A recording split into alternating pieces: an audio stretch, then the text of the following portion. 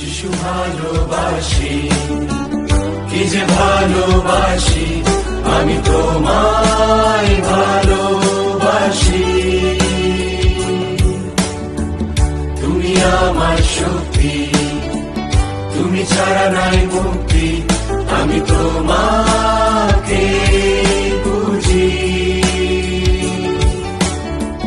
যিশু ভালোবাসি।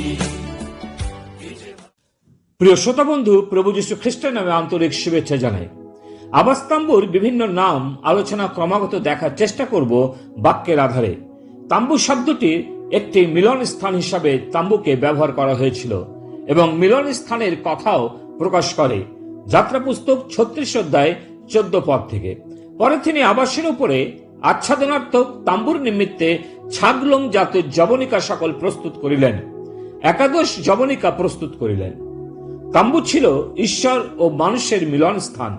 প্রকৃতপক্ষে এটি ছিল একমাত্র স্থান যেখানে বলিদানের রক্তের ভিত্তিতে ঈশ্বর এবং মানুষ মিলিত হতে পারত। ঈশ্বর যখন মোশিকে তাম্বু নির্মাণ করতে বলেছিলেন তখন জানিয়েছিলেন, সেখানে আমি তোমার সাথে দেখা করব এবং আমি তোমার সাথে সাক্ষাৎ করব। যাত্রা পুস্তক তার 25 অধ্যায় আমরা পাঠ করি। আর আমি সেই স্থানে তোমার সহিত সাক্ষাৎ করিব এবং পাপাবরণের উপরিভাগ হইতে সাক্ষ্য সিন্ধুকের উপরিস্থ 2 করবের মধ্য হইতে তোমার সঙ্গে আলাপ করিয়া ইসরায়েল সন্তানগণের প্রতি আমার সমস্ত আজ্ঞা তোমাকে জ্ঞাত করিব। এইভাবে তাম্বুর মূল উদ্দেশ্যই ছিল ঈশ্বর যেন তার নিজের লোকদের সাথে সাক্ষাৎ করেন এবং যোগাযোগ করেন, এই কথা জানিয়ে দেওয়ার দ্বারা যে কিভাবে তার লোকেরা বলিদানগুলি করবে। বর্তমানে বিশ্বাসীরা ঈশ্বরের কাছে যেতে সক্ষম খ্রিস্টের প্রবাহিত রক্তের ভিত্তিতে। কোন বিশ্বাসী তার নিজের যোগ্যতায় ঈশ্বরের কাছে যেতে পারে না, কিন্তু যীশু খ্রিস্ট তাদের সকলের জন্য ঈশ্বরের পথ খুলে দিয়েছেন যারা তার মুক্তির সমাপ্ত কার্যে বিশ্বাস করেন। ইব্রিয় তার 10 অধ্যায় 19 থেকে 22 পদে লেখা আছে, অতএব হে ভাতৃগণ, যিশু আমাদের জন্য তিরস্করণী দিয়া অর্থাৎ আপন মাংস দিয়া যে পথ সংস্কার করিয়াছেন, আমরা সেই নূতন ও জীবন্ত পথে যিশুর রক্তের গুণে পবিত্র স্থানে প্রবেশ করিতে সাহস প্রাপ্ত হইয়াছি এবং ঈশ্বরের গৃহের উপরে নিযুক্ত মহান এক যাজকও আমাদের আছেন। এই জন্য আইসো আমরা সত্য হৃদয় সহকারে বিশ্বাসের কৃত নিশ্চয়তায় ঈশ্বরের নিকটে উপস্থিত হই।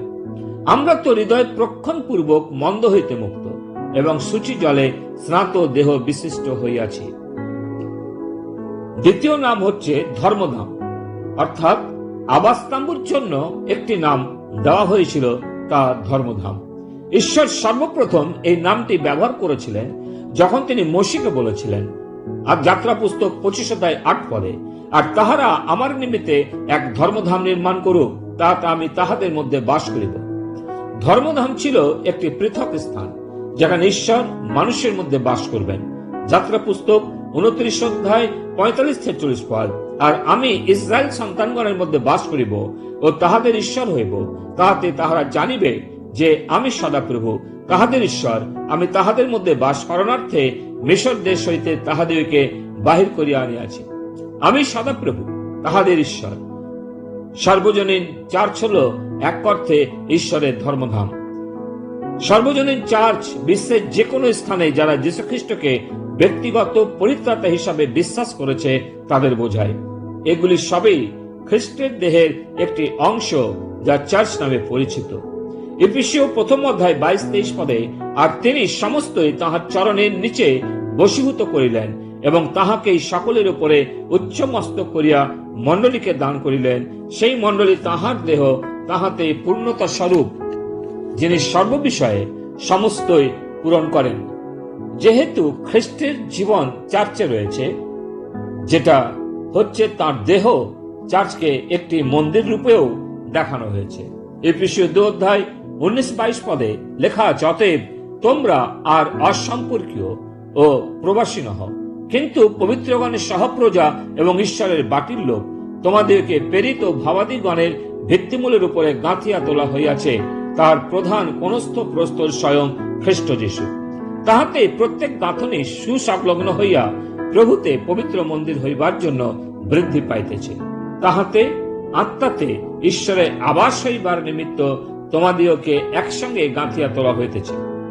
বিশ্বাসীদের একটি চার্চ হিসাবেও ঘোষণা করা হয়েছে। 1 করন্থীয় 3:16-17 পদে লেখা হয়েছে, তোমরা কি জানো না যে তোমরা ঈশ্বরের মন্দির এবং ঈশ্বরের আত্মা তোমাদের অন্তরে বাস করেন? যদি কেহ ঈশ্বরের মন্দির নষ্ট করে, তবে ঈশ্বর তাহাকে নষ্ট করিবেন।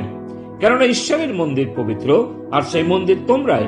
প্রিয়, বিশ্বাসী রূপে আমাদের পবিত্রতার ঈশ্বর দাবি করেন। আমাদের নিজস্ব কোনো অধিকার নেই ঈশ্বরের পবিত্র মন্দিরকে অসুচি করার। তাই 2 করন্থী 6:16 লেখা আছে, সাধু পৌল বলেছেন, প্রতিমাদের সহিত ঈশ্বরের মন্দিরেরই বাকি সম্পর্ক।